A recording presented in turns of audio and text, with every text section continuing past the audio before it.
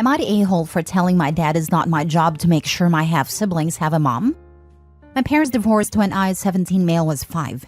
I'm not sure on why, but part of me has always figured dad cheated on mom because he was with someone suspiciously fast afterward, like that same month fast. But my mom never spoke about it. She just told me both she and dad loved me and that would never change, and I would never have to choose between my parents. My dad was in 2 live-in relationships post-divorce. When I was 7, he was with Jen and had Luna, 9, with her. And then when I was 10, he was with Bree and had Harry, 7. Jen and Bree both stopped being moms to their kids, and so my dad became a single full-time parent to my half-siblings. From that point onward, my dad has tried to convince mom she could step up and at least fill some kind of female role model relationship with them. He also corrects me in the half-siblings term and says we are just siblings. And if I were to call them just my siblings, it might soften mom's heart to being a female or maternal figure for them. He would ask mom on my behalf to let me have my half-siblings over to her house during her custody time. My parents share equal time with me. He would claim I really missed my half-siblings when I was gone, and he would claim I wanted to spend every holiday with them, etc. None of this is true. I never said those things or implied them. Luna is having a really hard time having no female family members. She has a dad, 2 half-brothers, and an uncle. So dad has been more forceful about mom's part in all of this lately, and now he's trying to rope me in more. He sat me down recently and told me my half-siblings deserve to have moms, and I could help them with that. I could share my mom and let them feel the love they deserve to feel. He said that I always treated them like lesser siblings. First with always using half, and then with not trying to include them in my life at my mom's house. He told me this is where my role as big brother needs to really take off. In a response, I told him it's not my job. It has never been my job to provide my half-siblings with a mom. I told him it was on him and their actual moms to do that. And I told him it was sick how he kept trying to rope my mom in. I told him to accept that he only had 1 kid with mom, and she was only obligated to care for me.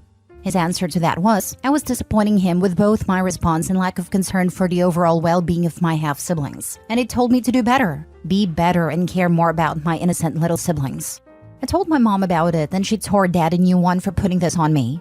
She told me I'm not wrong for what I said to him, but my uncle also said I could have more compassion for my innocent half-siblings. Am I the a-hole? Now for the top comments. Not the a-hole. You and your mother have no obligation to provide a mom to your half-siblings.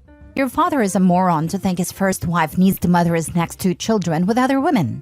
Your uncle's opinion is irrelevant. None of this is on you. Absolutely. I wish I could upvote this a million times. Your mother seems to have your back and your dad just wants time away from his kids. So if he can palm them off to your mom, it's a win for him. It must be cramping his style trying to find a 4th woman to have a kid with. It comes down to the fact that dad doesn't view women as individuals. He sees them as interchangeable, and based on the services they can provide and the tasks they do, like an employee, not a person and not a partner. This is probably why his relationships eventually fail. OP is not a-hole. Not the a-hole. Your siblings would be fine without a mom if your father stopped pointing out that they're missing out. Dad is just looking for a free babysitter. But dad picked the mother of these kids, and he chose poorly. That's on him, not your mom. It sounds like the best thing for you would be to just go stay with mom. Let dad figure his life out without putting any of it on you. Exactly. It is not OP nor her mother's problem nor fault that 2 out of 3 baby mamas of his are trash. And he's garbage for trying to parentify OP and dump his parental responsibilities on his first ex/OP's mom that has no legit reason, need, nor want to be a mother of his other kids except to OP who is her own. Not the a-hole. I bet OP's mother can't wait till OP is 18, so OP can go no contact on his pathetic butt. Next story. Am I the a-hole for telling my mother that she made her bed? Now she has to lay in it because she is upset that our relationship has changed? 2 years ago, my mother started dating a man. Despite expressing our reluctance to meet him, because she was serial dating we did not want to get attached, they forced the situation, making my sisters and me uncomfortable. Shortly after, he began staying over regularly. My mother's personality changed significantly after meeting him. Example, he would make disgusting comments about my mother in front of us, and she would just laugh. About a year ago, they came home after a date, and I, busy with a timed online university assignment, just shouted hello from my desk. 20 minutes later, with not a word to me or my sister, I heard the outside gate slam, and them leaving just as I finished my assignment. I went to check what was happening, but they were already gone. 10 minutes after they left, me and my sister received a horrible voice message, where my mother accused us of being disrespectful and ungrateful, and how we do not want her to be happy. She also accused us of not greeting either of them when they came inside, though we both did. She left for a week and a half, leaving us with 4 days worth of food in the freezer and no money for electricity. I ran away to get my sister to school during this week, and also no return date. She wanted us to apologize for being brats and not greeting them before she would consider coming back. When we finally talked, she insisted that we were disrespectful for not dropping everything and meeting them at the front door to greet them when they came back, and also that neither of us greeted them in any form. Not true, because I did, and I heard my sister greet them as well. They are the ones who did not respond. The house was small, so it is improbable that they didn't hear us. Mind you that this subject was never broached previous to this incident, and in all the years my mother never required us to greet her at the door like a butler. The power was running low, as well as the food, so we bit the bullet and apologized, even though we clearly weren't guilty of what she was accusing us of. My sister was still in high school, and I was a first-year uni student, so neither of us had a financial capacity to keep a household running. During this talk, I informed her that our relationship would never be the same. Recently, my mother questioned why our relationship remains distant. I reminded her that I had warned her about the lasting impact of our argument. Trust in her as a reliable parent was shattered, and I couldn't simply forget the 2 weeks she abandoned us based on false accusations. While she urged me to move on, I emphasized that she created this distance, and I couldn't force a connection that no longer existed. She's calling me an a-hole for holding this over her head. She says that she's still my mother and deserves forgiveness. But despite her being my mother, I believe the trust has been irreparably damaged. She has given me no indication that she has changed. So, am I the a-hole for what I said? Not the a-hole. Forgiveness is for people who are sorry and show that. She did a horrible thing, yet has no remorse. You should have called the cops and reported her missing and for abandoning your sibling that is a minor. Depending on where they lived and how old they were, not sure if either or both were adults considering they were in Union High School. It might not be seen as abandonment, and the police might not have been compelled to do anything. That being said, what their mom did was unforgivable. And you're right, she isn't owed forgiveness just because I'm your mother, especially if she isn't sorry. Not the a-hole. It's so convenient when the aggressor urges the person they hurt to move on, or that forgiveness is good for them. It sounds like she was done being a mom and created the opportunity to take a break and blame it on you. Utterly selfish, and her current argument shows she hasn't changed. Asking to be forgiven without an apology or indication that behavior would change is honestly pretty gross. Tells you everything you need to know about this woman. She says that she's still my mother and deserves forgiveness. Not the a-hole. Forgiveness is never deserved. She can ask for it, or ask what she must do to earn it, but it cannot be simply demanded. Mom apparently thinks that being a parent is a type of exemption from ever needing to apologize. Next story. Am I the a-hole for telling my daughter, who is facing homelessness, that only her and the baby can move in with me, not her husband? The husband has lived in their apartment for a number of years. The owners recently sold it, and the new ones are moving in. The problem is, rents have gone up dramatically. The rent they are paying is $1,100 for a one-bedroom, which I thought was a lot. But now that I'm trying to help them find a place, most are now going for around $2,000 a month or more. They can't afford this. My daughter knows she's always welcome at home. Granted, a baby complicates things. I wasn't happy about her having a baby. She's young, just turned 22, but I would never deny her housing. However, I can't stand her husband. Let's just call him Aaron for simplicity's sake. I wouldn't invite Aaron over for dinner, let alone let him live with me. Aaron's in his mid-30s. Criminal history. Hair-triggered temper. Chronically immature and has one hell of a jealous/possessive streak that has caused strain in their relationship, which I obviously do not approve of. Honestly, when she told me she was pregnant, I finally thought we'd be rid of Aaron. I genuinely thought he's exactly the kind of man to ditch. They've been on and off over and over since she was about 18 or 19. Alas, if anything, it made him cling to her tighter. They had a very rushed wedding, and this is their longest stint together without any breakups. Just over a year. There's still been a fair share of dramatics, of course, but I'm surprised they've made it this far. Even so, I simply don't want to live with Aaron. I don't like him. I don't want him around me. I'd go above and beyond for my daughter and the baby. They can stay as long as they need, but not him. Obviously, this has created a rift between my daughter and I. She doesn't want to live separately from Aaron. I told her then she needs to figure out alternative arrangements. Well, their move-out date is rapidly approaching, the 15th of December, and they're still not been able to find a place, and she's panicking. She's been begging me to let them stay. I reiterated my terms. Aaron simply cannot stay here. This led to a lot of tears and some angry words, namely me being an a-hole. I can genuinely see why she might think that, but I also have to think about myself and my own sanity. Now for the top comments. If she's adult enough to get pregnant and get married, she's also adult enough to figure things out. Either she accepts her terms as it's her house, or they can stay with the friends or his family. Can't have it both ways. Not the a-hole. Unfortunately, that's not really how things work.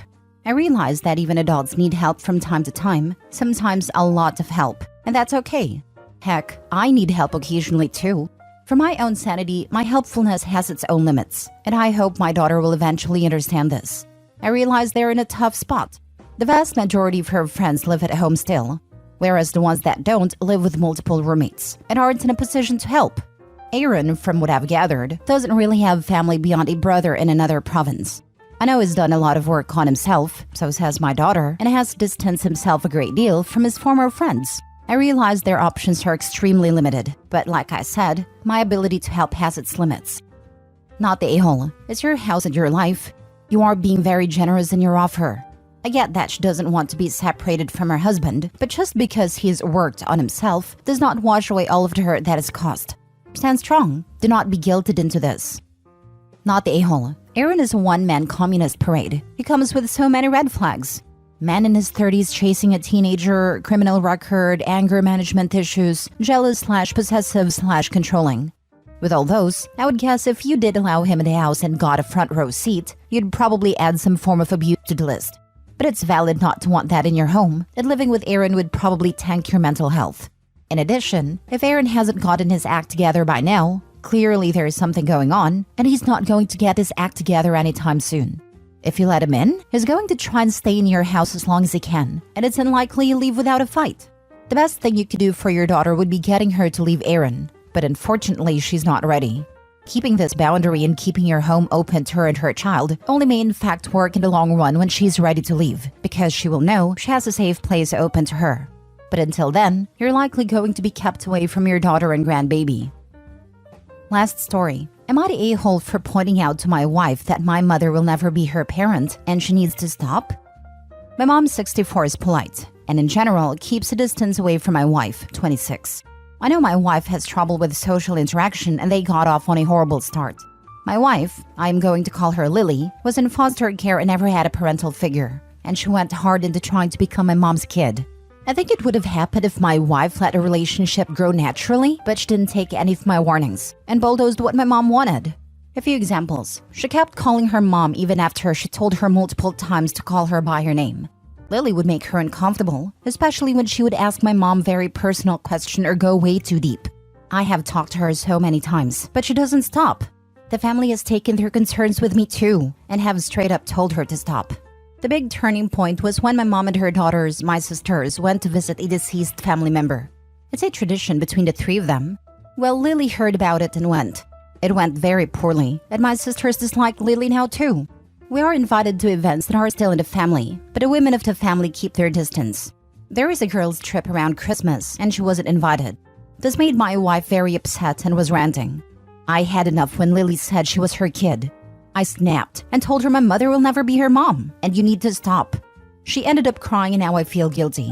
I just don't know how to get it through her head that she needs to stop. I've talked with her so many times, and she is already in therapy. I see both sides of the story here. I feel so sad for your wife, but also for your family. I can imagine your wife thinking for a long while that once she gets married, she'd finally have parents. It was her last chance to get some, in her mind I'm sure. Unfortunately, that's not always how life works, and I don't think you were the a-hole for saying what you said. It's good that you did. She can finally come to the realization that they're never going to accept her as their own. Hopefully she'll stop trying so hard. My heart goes out to her though. Maybe she should see a therapist to help her process her childhood grief. Not the a-hole. She is seeing a therapist. Have you considered doing a joint session together specifically to discuss the relationship with your family? She doesn't want to do that. I have suggested it before, and she would find it uncomfortable for me to be so close to her therapists. She can understand her own feelings of being uncomfortable with you being close to her therapist, but can't understand that your mom is uncomfortable with her forcing closeness on her? That's a little concerning. I know her therapist cannot and should not tell you anything, but you can still tell them things. I don't think it would be a bad idea to tell the therapist your concerns, and even ask what you can do to support your wife while still maintaining healthy boundaries in the family. Sure does sound like the therapy isn't at all working, to be honest. I'm sure you could have been gentler to her in telling her what you did, but I'm still going not the a-hole. It sounds like she has been warned and told so many times. At what point does she take responsibility for her actions? I just don't get why she's so fixated on this. It's a miracle that my mother is still polite to her. I know it has to do with foster care, but after being told to stop so many times, I am confused about how she will ignore everyone and keep going.